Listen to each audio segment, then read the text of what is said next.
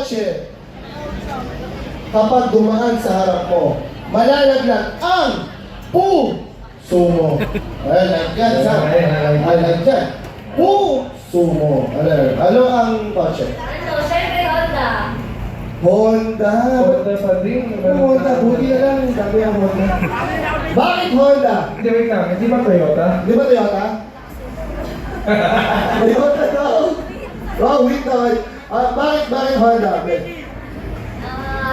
Naka-Honda siya eh. Naka-Honda siya. Panay. Fully tinted ang auto. Yes. Ginagawa sa loob. May ginagawa sa loob. Ano sa tingin mo ang ginagawa sa loob pag nakatip ang kotse? Dadasal.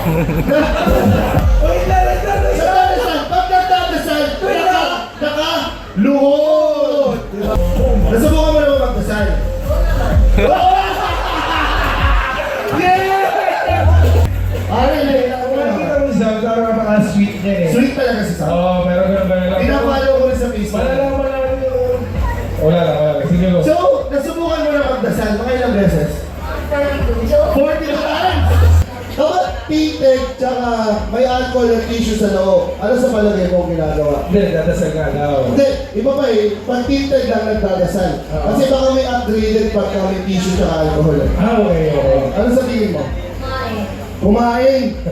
Kumain! Kumakain sa loob ng kotse, ano ba yung kinakain nila? Yaliado.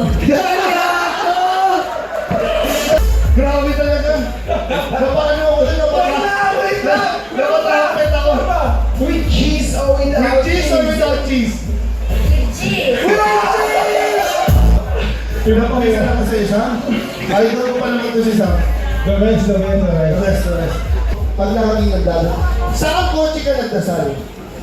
Nasubukan magdasal. Anong brand ng kotse ka na nagdasal? Subukan ko lang, pero hindi ko lang ginawa. Sinubukan mo pero di yung paginawa? Nag-attend. Nakatemp lang. Pero nasawi. Bawal pa bata. Bawal pa bata. Ilan taon ka na ba Sam? 22. 22, hindi ka na bata, mabubulis ka na nga eh. Ang bihira yung kanina ka, 19, naka-condom na yan. Oo. Ang 22. Eh, 22. Pwede ka? Pwede ka. Pwede ba yung bahay? Huwag naman. May condo naman, para medyo mataas. Condo ka? Mataas, yan. Sa bata. Ano? Nakapag-condo ka na ba?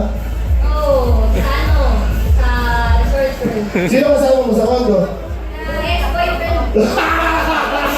Kung gagawin sa loob ng kotse na tinted, Sinte. speed! Oh! Yeah. Ano ba?